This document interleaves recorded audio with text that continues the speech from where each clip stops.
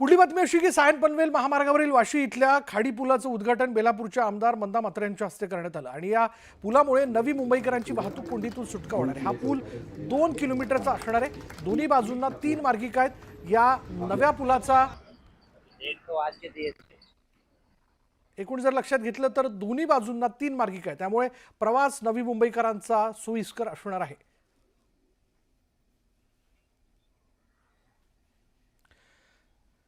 सायन पनवेल महामार्गावरील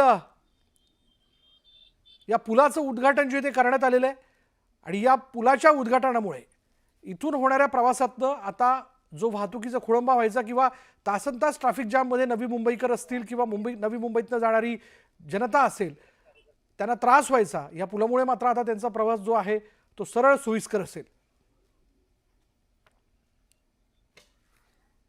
मंदा म्हात्रे यांच्या हस्ते या पुलाचं उद्घाटन जे आज करण्यात आलं।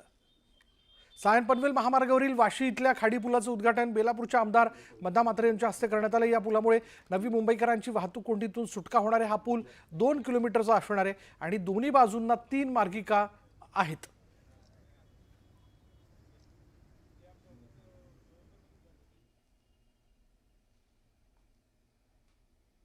आज आपण वाशीच्या तिसऱ्या पुलाचं देखील उद्घाटन केलेलं आहे। आपल्याला माहिती आहे की वाशीच्या पुलावर मोठ्या प्रमाणात ट्रॅफिक जॅम होतो। तो ट्रॅफिक जॅम संपवण्याच्या दृष्टीनं ही देखील एक अत्यंत महत्त्वाची अशा प्रकारची स्टेप आहे।